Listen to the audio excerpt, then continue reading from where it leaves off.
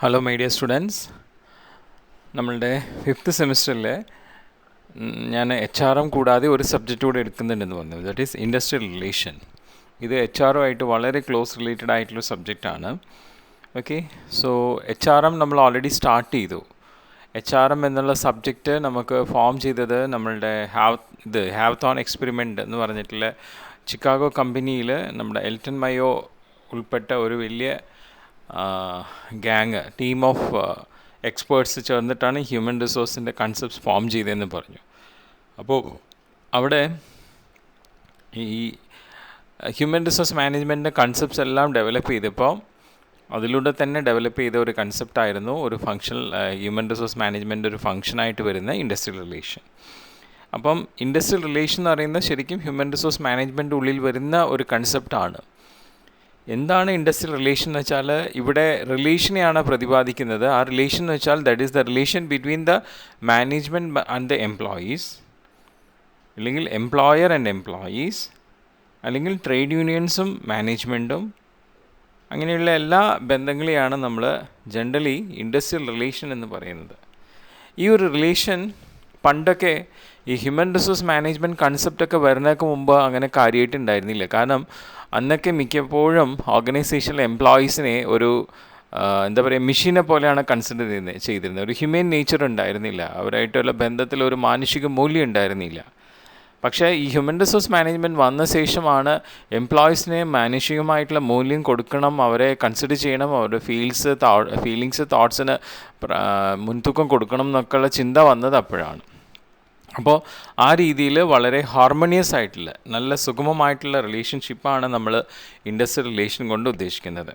ഇങ്ങനെ ഓർഗനൈസേഷൻ്റെ ഉള്ളിൽ നല്ല റിലേഷൻ വന്നു കഴിഞ്ഞാൽ, എംപ്ലോയേഴ്സും എംപ്ലോയീസും തമ്മിൽ റിലേഷൻ വന്നു കഴിഞ്ഞാൽ അത് രണ്ട് പാർട്ടികളുടെയും ഇൻട്രസ്റ്റിനെ സേഫ് ഗാർഡ് ചെയ്യുകയാണ് ചെയ്യുന്നത്. അപ്പം ഇങ്ങനെയുള്ള നല്ല റിലേഷൻഷിപ്പ് നമ്മുടെ ഓർഗനൈസേഷനിൽ പ്രോപ്പറായിട്ട് മെയിൻറ്റെയിൻ ചെയ്യാനായിട്ട് എന്താ വേണ്ടതെന്ന് വെച്ച് കഴിഞ്ഞാൽ, സ്വാഭാവികമായിട്ടും എംപ്ലോയേഴ്സും എംപ്ലോയീസും തമ്മിൽ എന്തെങ്കിലുമൊക്കെ കാരണം കൊണ്ട് എന്തെങ്കിലുമൊക്കെ തർക്കങ്ങളൊക്കെ വന്നേക്കാം. അത് സ്വാഭാവികമാണ്. അപ്പോൾ അങ്ങനെയൊക്കെയുള്ള ഡിസ്പ്യൂട്ട്സ് വരുമ്പോൾ അത് എത്രയും പെട്ടെന്ന് തന്നെ സോൾവ് ചെയ്യുക എന്നുള്ളതാണ്. ഡിസ്പ്യൂട്ട് വരാതെയുള്ള സാഹചര്യങ്ങൾ ഉണ്ടാക്കുക എന്നുള്ളതാണ്. അപ്പോൾ അങ്ങനെയൊക്കെ ആണെങ്കിലേ ഈ റിലേഷൻ നമുക്ക് മെയിൻറ്റെയിൻ ചെയ്യാൻ പറ്റുള്ളൂ. ഇനി അഥവാ നമ്മൾ എത്ര ശ്രമിച്ചാലും ചില ഡിസ്പ്യൂട്ട്സൊക്കെ വന്ന് തന്നെ തീരും. അങ്ങനെ വന്നു കഴിഞ്ഞാൽ അതിനെ പ്രോപ്പറായി സെറ്റിൽ ചെയ്യാം.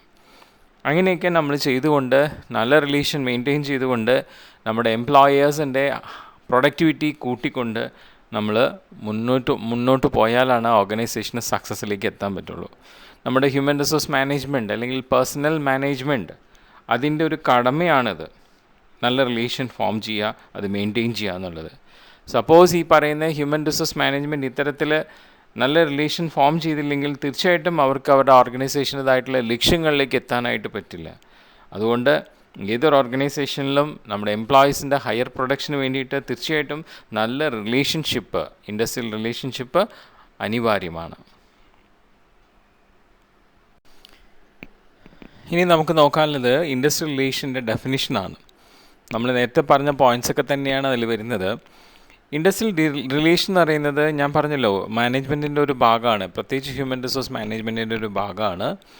ഇത് നമ്മളുടെ മാൻ പവറായിട്ട് ബന്ധപ്പെട്ടിട്ടുള്ളതാണ്. മാൻ പവർ എന്ന് പറയുമ്പോൾ ഏത് രീതിയിലുള്ള മാൻ പവറും ആവാം, നമ്മളുടെ ഓപ്പറേറ്റേഴ്സ് ആവാം, സ്കിൽഡ് വർക്കേഴ്സ് ആവാം, മാനേജേഴ്സ് ആവാം, ഇവരൊക്കെ ആയിട്ട് ബന്ധപ്പെട്ടിട്ടുള്ള ഒന്നതാണ് ഇൻഡസ്ട്രിയൽ റിലേഷൻ.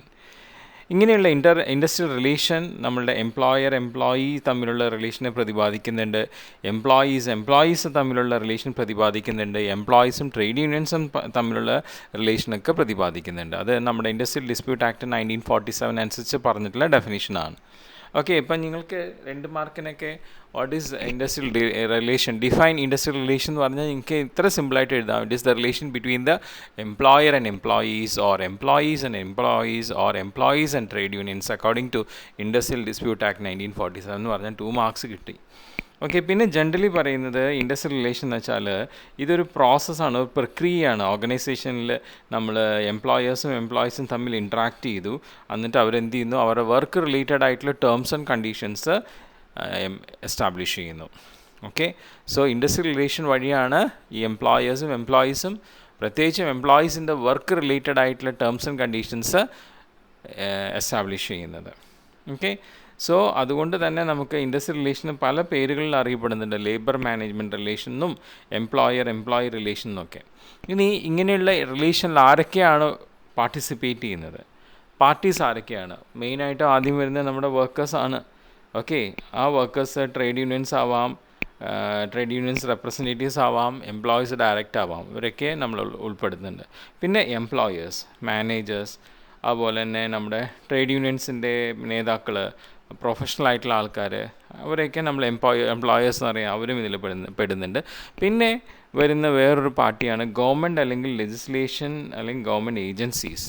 നമുക്ക് ഇൻഡസ്ട്രിയൽ ലോസ് ഒരുപാടുണ്ട്.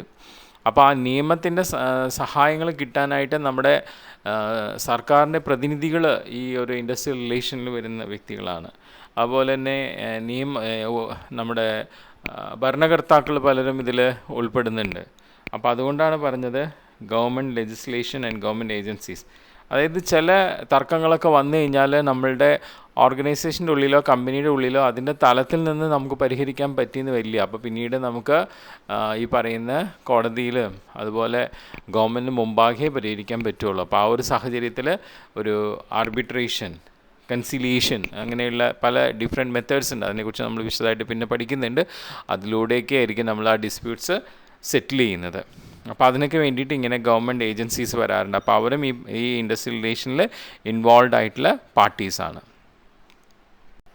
ഇനി നമ്മൾ എന്താണ് ഇൻഡസ്ട്രിയൽ റിലേഷൻ, അതിൽ ആരൊക്കെയാണ് പാർട്ടീസ് ഇൻവോൾവ് ആവുന്നതെന്നൊക്കെ കണ്ടു. ഇനി നമുക്ക് നമ്മുടെ ഇൻഡസ്ട്രിയൽ റിലേഷൻ്റെ ഒബ്ജക്റ്റീവ്സ് എന്തൊക്കെയാണ്, ലക്ഷ്യങ്ങൾ എന്താണ്, ഒരു ഇൻഡസ്ട്രിയൽ റിലേഷൻ ഫോം ചെയ്യുന്നതിൻ്റെ ഉദ്ദേശം എന്താണ്? ശരിക്കും നമ്മളുടെ ഓർഗനൈസേഷനുള്ളിൽ നമ്മളുടെ മാനേജ്മെൻറ്റിൻ്റെയും എംപ്ലോയേഴ്സിനെയും നമ്മൾ നേരത്തെ പറഞ്ഞ പോയിൻ്റ് തന്നെയാണ്, അവരുടെ ഇൻട്രസ്റ്റിനെ സേഫ് ഗാർഡ് ചെയ്യാൻ വേണ്ടിയിട്ടാണ് ഇൻഡസ്ട്രിയൽ റിലേഷൻ നിലകൊള്ളുന്നത്. പിന്നെ അതുപോലെ നല്ല ഇൻഡസ്ട്രിയൽ റിലേഷൻ ഫോം ചെയ്ത് കഴിഞ്ഞാൽ സ്വാഭാവികമായിട്ടും ഈ പറയുന്ന എംപ്ലോയീസും തമ്മിൽ, എംപ്ലോയീസ് തമ്മിൽ, ട്രേഡ് യൂണിയൻസ് തമ്മിൽ ഒക്കെ ഉണ്ടാവുന്ന കോൺഫ്ലിക്റ്റുകൾ പരമാവധി ഒഴിവാക്കപ്പെടും. നല്ല സുഗമമായിട്ടുള്ള റിലേഷൻ അവിടെ ഫോം ചെയ്യുന്നതുകൊണ്ട്. പിന്നെ അതുപോലെ നല്ല റിലേഷൻ ഒക്കെ ഫോം ചെയ്ത് കഴിയുമ്പോൾ സ്വാഭാവികമായിട്ടും എംപ്ലോയീസിൻ്റെ പ്രൊഡക്ടിവിറ്റി, അവരുടെ ആ ഒരു എഫേർട്ട് ഇടുന്നത് കൂടുതൽ വരും. അപ്പോൾ നമുക്ക് സ്വാഭാവികമായിട്ടും പ്രൊഡക്ടിവിറ്റി എംപ്ലോയീസിനെ കൂട്ടാനായിട്ട് അത് സഹായിക്കുന്നുണ്ട്. അപ്പം ഈ പറയുന്ന എംപ്ലോയീസിന് ലേബർ ടേൺ ഓവർ എന്ന് വെച്ചാൽ ജോലിയിൽ നിന്ന് വിട്ട് പിരിഞ്ഞു പോകുന്ന അവസ്ഥ. അപ്പോൾ ലേബർ ടേൺ ഓവർ അതും കുറയുന്നു, അതിൻ്റെ ഫ്രീക്വൻസി കുറയുന്നു. പിന്നെ അതുപോലെ ആബ്സെൻറ്റീസും കുറയുന്നു, ഇടയ്ക്കിടയ്ക്ക് ഈ ലേബേഴ്സ് മുടങ്ങുന്നതും കുറയും. നല്ല റിലേഷനുള്ളപ്പോൾ അവർക്ക് ജോലി ചെയ്യാനുള്ള ഉത്സാഹം കൂടുകയാണ് ചെയ്യുന്നത്. അതുപോലെ നമുക്ക് ഇൻഡസ്ട്രിയൽ ഡെമോക്രസി നമുക്ക് നന്നായിട്ട് വളർത്താനായിട്ട് പറ്റും. അതായത് നമ്മുടെ വ്യാവസായികപരമായിട്ടുള്ള ജനാധിപത്യ രൂപം എന്ന് വെച്ച് കഴിഞ്ഞാൽ എംപ്ലോയീസ് പറയുന്ന കാര്യങ്ങളും മാനേജ്മെൻറ്റ് അംഗീകരിക്കുക, അവരുടെ ഉപദേശങ്ങളും അവരുടെ അവരുടേതായിട്ടുള്ള ചിന്തകളൊക്കെ ഉൾക്കൊണ്ടുകൊണ്ട് തീരുമാനങ്ങൾ എടുക്കുക. അതാണ് ഇൻഡസ്ട്രിയൽ ഡെമോക്രസിയിൽ വരുന്നത്. അപ്പോൾ അത് നന്നായിട്ട് നമുക്ക് വളർത്തിയെടുക്കാം. പിന്നെ അതുപോലെ തന്നെ നമുക്ക് ഈ എംപ്ലോയീസിന് അവരുടെ അവകാശങ്ങൾ ഉന്നയിച്ചുകൊണ്ടുള്ള സ്ട്രൈക്കുകൾ, ലോക്കൗട്ട്സ്, ഘറാവോസ്, ഇതൊക്കെ പല ഡിഫറെൻറ്റ് കോൺഫ്ലിക്റ്റ് സിറ്റുവേഷൻസ് ആണ്. അതിനെക്കുറിച്ച് നമ്മൾ വിശദമായിട്ട് പിന്നെ ചാപ്റ്ററിൽ പഠിക്കുന്നുണ്ട്. അപ്പം അങ്ങനെയുള്ള സംഭവങ്ങൾ, സ്ട്രൈക്ക്, ലോക്കൗട്ട്സ്, ഘറാവോസ് ഒക്കെ നമുക്ക് ഈ നല്ല റിലേഷൻസ് ഉണ്ടെങ്കിൽ അതൊക്കെ ഒഴിവാക്കാം.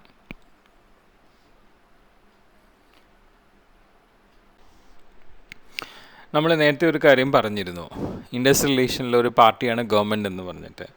അപ്പോൾ എല്ലായ്പ്പോഴും ഗവൺമെൻറ് ഇടപെടില്ല. എപ്പോഴെങ്കിലും ഇത്തിരി സിവിയർ ആയിട്ടുള്ള കാര്യങ്ങൾ, കണ്ടീഷൻസ് വരുമ്പോഴാണ് ഗവൺമെൻറ് ഇൻഡസ്ട്രിയൽ റിലേഷനിൽ ഏർപ്പെടുന്നത്. അത്തരത്തിൽ നന്നായി റൺ ചെയ്തിരുന്ന ഒരു കമ്പനി, ഒരു പബ്ലിക് കമ്പനി നഷ്ടത്തിലായിട്ട് നീങ്ങുകയാണെങ്കിൽ അത്തരത്തിലുള്ള കമ്പനിയിലേക്ക് ഗവൺമെൻറ് ഏർപ്പെടും. അതുപോലെ തന്നെ നമ്മളുടെ പബ്ലിക്കിൻ്റെ താല്പര്യം അനുസരിച്ച് ഒരു കമ്പനീനെ നല്ല രീതിയിൽ മുന്നോട്ട് കൊണ്ടുപോകാനായിട്ട് ചിലപ്പോൾ ഗവൺമെൻറ് ഏറ്റെടുത്തേക്കാം. അപ്പോൾ അങ്ങനെയുള്ള സാഹചര്യങ്ങളിൽ ഈ ഇൻഡസ്ട്രിയൽ റിലേഷനിലൂടെയാണ് ഗവൺമെൻറ് അത്തരത്തിലുള്ള കമ്പനിയെ ഭേദപ്പെടുത്തിയെടുക്കുന്നത്.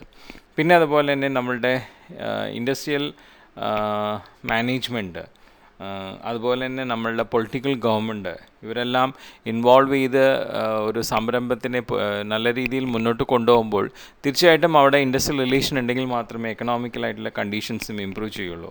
പിന്നെ അതുപോലെ നമ്മളുടെ ഈ പറയുന്ന ഇൻഡസ്ട്രിയൽ റിലേഷൻ കൊണ്ട് നമുക്ക് നമ്മുടെ പ്രൊഡക്ഷനെ പ്രോപ്പറായിട്ട് റെഗുലേറ്റ് ചെയ്ത് നമുക്ക് ശരിക്കും നല്ലൊരു കൺട്രോളിങ് നമുക്ക് കൊണ്ടുവരാനായിട്ട് പറ്റും. പിന്നെ നമ്മളുടെ ഈ പറയുന്ന എംപ്ലോയേഴ്സ് അവരുടെ സോഷ്യലൈസേഷൻ, അതായത് അവർ സമൂഹത്തിന് എത്രമാത്രം കാര്യങ്ങൾ ചെയ്തു കൊടുക്കുന്നു എന്നുള്ളതും ഇൻഡസ്ട്രിയൽ റിലേഷൻ കൊണ്ട് മനസ്സിലാക്കാൻ പറ്റുന്ന ഒരു സംഭവമാണ്. പിന്നെ നല്ല റിലേഷൻ വരുമ്പോൾ സ്വാഭാവികമായിട്ടും നമ്മളുടെ എംപ്ലോയീസിൻ്റെ ഒരു പ്രൊപ്പറേറ്റർഷിപ്പ് നമ്മളുടെ ഓർഗനൈസേഷനിലേക്ക് വരുന്നു. ദാറ്റ് മീൻസ് നമ്മുടേതാണ്, നമ്മുടെ ഈ ഒരു ഓർഗനൈസേഷൻ നമ്മുടേതാണ് ഈ ഒരു സംരംഭം എന്നുള്ളൊരു ചിന്ത. അപ്പോൾ അങ്ങനെ ചിന്ത വരുമ്പോൾ കുറച്ചുകൂടി അവർ ഡെഡിക്കേറ്റഡ് ആയിട്ട് വർക്ക് ചെയ്യും. അപ്പോൾ ഇതൊക്കെയാണ് നമ്മളുടെ ഇൻഡസ്ട്രിയൽ റിലേഷൻ്റെ ഒബ്ജക്റ്റീവ്സ് എന്ന് പറയുന്നത്. ഇനി നമ്മളുടെ ഇൻഡസ്ട്രിയൽ റിലേഷൻ്റെ സിഗ്നിഫിക്കൻസ് എന്തൊക്കെയാണ്?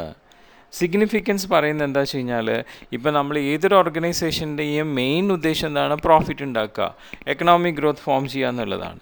അപ്പോൾ ഈ എക്കണോമിക് ഗ്രോത്ത് വൺ സൈഡ് ആവരുതെന്നാണ് പറയുന്നത്. ദാറ്റ് മീൻസ് നമ്മൾ ഒരു ഓർഗനൈസേഷൻ വന്നു കഴിഞ്ഞാൽ സ്വാഭാവികമായിട്ടും ഓർഗനൈസേഷൻ്റെ കോൺട്രിബ്യൂഷൻ എക്കണോമിക് ഡെവലപ്മെൻറ്റിന് ഉണ്ടാവുമല്ലോ. അപ്പോൾ അത്തരത്തിലുള്ള എക്കണോമിക് ഡെവലപ്മെൻറ്റ് ഉണ്ടാവേണ്ടത് ആ ഒരു ഓർഗനൈസേഷനെ മാത്രം ബെനിഫിറ്റ് ചെയ്തുകൊണ്ടല്ല, മറിച്ച് സൊസൈറ്റിക്കും കുറച്ച് കാര്യങ്ങൾ കോൺട്രിബ്യൂട്ട് ചെയ്തിട്ടും കൂടി വേണം. സോഷ്യൽ വെൽഫെയർ, സോഷ്യൽ ജസ്റ്റിസ് ഒക്കെ ഇവിടെ ഉണ്ടാവണം എന്നാണ് പറഞ്ഞിട്ടുള്ളത്. സോ അത്തരത്തിൽ ഒരു ഓർഗനൈസേഷൻ വളരുമ്പോൾ അതിൻ്റെ സൊസൈറ്റിയും അതിന് ചുറ്റുപാടുമുള്ള സൊസൈറ്റിയും വളരണം എന്നുള്ള ഒരു ഡ്യുവലായിട്ടുള്ള ഒരു ഒബ്ജക്റ്റീവാണ് വേണ്ടത്. അപ്പോൾ ആ ഒരു സിഗ്നിഫിക്കൻസ് ആണ് ഇവിടെ പറയുന്നത്. എത്രത്തോളം ഓർഗനൈസേഷൻ വളരുന്നുവോ അത്രയനുസരിച്ച് നമ്മുടെ സൊസൈറ്റി, ആ എംപ്ലോയീസ് ഉൾപ്പെടുന്ന സൊസൈറ്റിയും വളരണം, സോഷ്യൽ ജസ്റ്റിസ് ഉണ്ടാവണം, സോഷ്യൽ വെൽഫെയർ ഉണ്ടാവണം എന്ന് പറയുന്നത്. അപ്പോൾ അത് നല്ല റിലേഷൻ ഉണ്ടെങ്കിൽ, നല്ല ഇൻഡസ്ട്രിയൽ റിലേഷൻ, നല്ല പീസ്ഫുൾ ആയിട്ടുള്ള റിലേഷൻ ഉണ്ടെങ്കിൽ മാത്രമേ സാധ്യമുള്ളൂ. അപ്പോൾ ഇങ്ങനെയുള്ള ആ ട്വിൻ ഒബ്ജക്റ്റീവ്സ്, ദാറ്റ് മീൻസ് നമ്മൾ ഡെവലപ്പ് ചെയ്യുക, എക്കണോമി ഡെവലപ്പ് ചെയ്യുക, നമ്മുടെ നാഷണൽ ഡെവലപ്മെൻറ്റ് ഉണ്ടാവുക, അതുകൂടെ സോഷ്യൽ ഡെവലപ്മെൻറ്റും സാധ്യമാക്കണം. ഓക്കെ, സോ ഇതിന് നമ്മളുടെ ഹാർമോണിയസ് ആയിട്ടുള്ള റിലേഷൻഷിപ്പാണ് ആവശ്യം. അപ്പോൾ അങ്ങനെ റിലേഷൻഷിപ്പ് ഉണ്ടെങ്കിൽ തീർച്ചയായിട്ടും നമുക്ക് ഒരുപാട് ഗുണങ്ങളാണ് ഉണ്ടാവുക. ആ സിഗ്നിഫിക്കൻസ് എന്തൊക്കെയാണെന്നുള്ളത് നമുക്ക് വൺ ബൈ വൺ നോക്കാം. ഓർഗനൈസേഷൻ്റെ ഡെവലപ്മെൻറ്റിനെ ഉദ്ദേശിച്ചുകൊണ്ട് സാമൂഹികമായിട്ടുള്ള ഉന്നമനങ്ങൾ ഉദ്ദേശിച്ചുകൊണ്ട് നമ്മൾ ഇൻഡസ്ട്രിയൽ റിലേഷൻ നമ്മൾ മെയിൻറ്റെയിൻ ചെയ്യുമ്പോൾ സ്വാഭാവികമായിട്ടും അതുകൊണ്ട് ഒരുപാട് സിഗ്നിഫിക്കൻസസ് ആണ് നമുക്കുണ്ടാവുന്നത്. അതിൽ ആദ്യത്തെ ഒരു സിഗ്നിഫിക്കൻസ് ആണ് അൺഇൻറ്ററപ്റ്റഡ് പ്രൊഡക്ഷൻ. ദാറ്റ് മീൻസ് നമ്മുടെ ഓർഗനൈസേഷൻ്റെ ഉള്ളിൽ യാതൊരു രീതിയിലും നമ്മളുടെ പ്രൊഡക്ഷന് ഒരു തടസ്സവും ഈ പറയുന്ന റിലേഷൻ ഉണ്ടാക്കുന്നില്ല. അത് കൂട്ടുകയാണ് ചെയ്യുന്നത്, അത് പ്രോപ്പറായിട്ട് കൺട്രോൾ ചെയ്യപ്പെടുകയാണ് ചെയ്യുന്നത്. നമ്മുടെ എംപ്ലോയീസ് ആയാലും ശരി, നമുക്ക് നമ്മുടെ ഓർഗനൈസേഷന് വേണ്ടിയിട്ട് ഒരു തടസ്സവും ഇല്ലാതെ പ്രൊഡക്ഷൻ ചെയ്തുകൊണ്ടേയിരിക്കും. കാരണം പ്രൊഡക്ഷൻ ഒരു കണ്ടിന്യൂസ് പ്രോസസ്സാണ്. അപ്പോൾ അതിന് ഒരു തടസ്സം നേടാൻ പാടില്ല. കാരണം ഈ പ്രൊഡക്ഷൻ അൺഇൻറ്ററപ്റ്റഡ് ആയിട്ട് വേണമെന്ന് പറയാൻ കാരണം വെച്ച് കഴിഞ്ഞാൽ നമ്മൾ അത്രയും വലിയ ലോട്ടായിട്ടാണ് വലിയ വലിയ ഓർഗനൈസേഷനിൽ നമ്മൾ പ്രൊഡ്യൂസ് ചെയ്യുന്നത് പ്രോഡക്റ്റ്സ്. അപ്പം ടൈം ബൗണ്ടഡ് ആയിട്ടാണ്, ഇത്ര സമയത്തിനുള്ളിൽ ഇത്ര എണ്ണം എന്നുള്ള രീതിയിലാണ്. അപ്പോൾ അതനുസരിച്ചാണ് ബാക്കിയുള്ള എല്ലാ കാര്യങ്ങളും ടാർഗറ്റ് ചെയ്തേക്കുന്നത്. അപ്പോൾ അതൊരിക്കലും തടസ്സപ്പെടാൻ പാടില്ല. അത് തടസ്സം വന്നു കഴിഞ്ഞാൽ വലിയ നഷ്ടമാണ് വരിക. അപ്പോൾ നല്ല റിലേഷൻ ഉണ്ടെങ്കിൽ അത്തരത്തിലുള്ള ഒരു തടസ്സവും ഉണ്ടാവുന്നില്ല, ആ പ്രൊഡക്ഷൻ ഫ്ലോ കറക്റ്റായിട്ടിരിക്കും. അതൊരു സിഗ്നിഫിക്കൻസ് ആണ്. പിന്നെ രണ്ടാമത്തെ ഒരു സിഗ്നിഫിക്കൻസ് എന്ന് പറഞ്ഞാൽ ഇൻഡസ്ട്രിയൽ ഡിസ്പ്യൂട്ട് കുറയുന്നു, ആവശ്യമില്ലാത്ത തർക്കങ്ങൾ അവിടെ ഇല്ലാതാവുന്നു നല്ല റിലേഷൻ ആയതുകൊണ്ട്. അപ്പോൾ ആൾക്കാർ നന്നായിട്ട് മോട്ടിവേറ്റ് ചെയ്യപ്പെടുകയാണ്. അതുമാത്രമല്ല അവർക്ക് അവരുടേതായിട്ടുള്ള എന്തെങ്കിലും കാര്യങ്ങളെക്കുറിച്ചുള്ള ഐഡിയാസ്, തോട്ട്സ് ഒക്കെ ഷെയർ ചെയ്യാനായിട്ട് പറ്റുന്നുണ്ട്. അപ്പോൾ സ്വാഭാവികമായിട്ടും അവർക്ക് അവരുടെ അവകാശങ്ങൾ, അവർക്ക് അവരുടെ ഇൻട്രസ്റ്റുകൾ സേഫ് ഗാർഡ് ചെയ്യപ്പെടുകയാണ്. അപ്പോൾ ആവശ്യമില്ലാത്ത സ്ട്രൈക്ക്, ലോക്കൗട്ട്, ഗറാവോസ് ഇതൊന്നും എടുക്കേണ്ട ആവശ്യം വരുന്നില്ല. അപ്പോൾ അതുകൊണ്ട് ഇൻഡസ്ട്രിയൽ ഡിസ്പ്യൂട്ടുകൾ കുറേയൊക്കെ കുറയുന്നു, ഒരു പരമാവധി കുറയുന്നു. അത് സ്വാഭാവികമായിട്ടും നമ്മുടെ പ്രൊഡക്ഷനെ ഇൻക്രീസ് ചെയ്യാനും പരസ്പരം കോപ്പറേറ്റ് ചെയ്ത് കാര്യങ്ങൾ പ്രൊമോട്ട് ചെയ്യാനൊക്കെ സഹായിക്കുന്നതാണ്.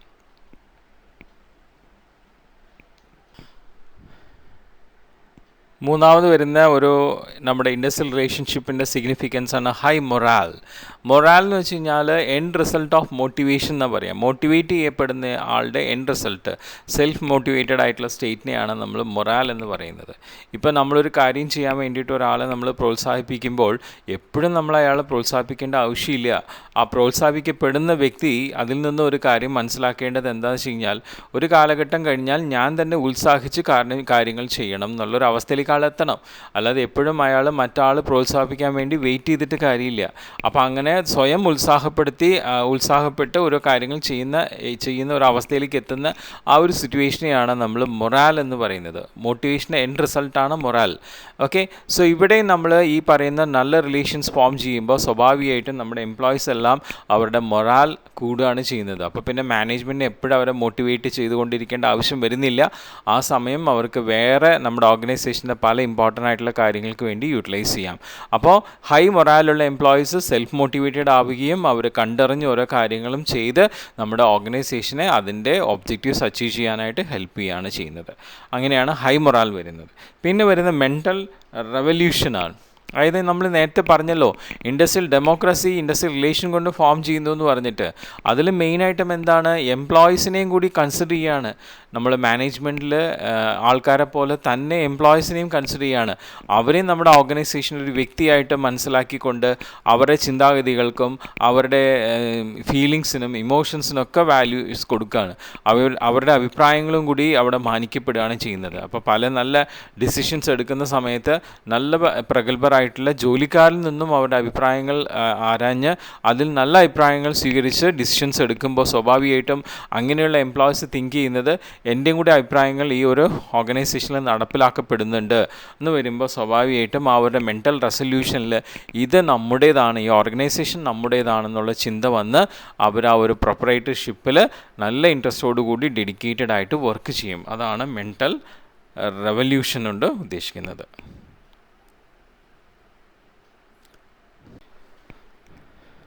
അങ്ങനെ ഡെഡിക്കേറ്റഡ് ആയിട്ട് ഈ പറയുന്ന നമ്മുടേതാണ് ഓർഗനൈസേഷൻ എന്ന ചിന്തയിലൂടെ എംപ്ലോയീസ് വർക്ക് ചെയ്യുമ്പോൾ അവരുടെ അതോറിറ്റീസും അവർ നല്ല രീതിയിൽ തന്നെ വിനിയോഗിക്കും, ദുർവിനിയോഗം ചെയ്യില്ല അവർക്ക് കിട്ടിയിട്ടുള്ള അധികാരം.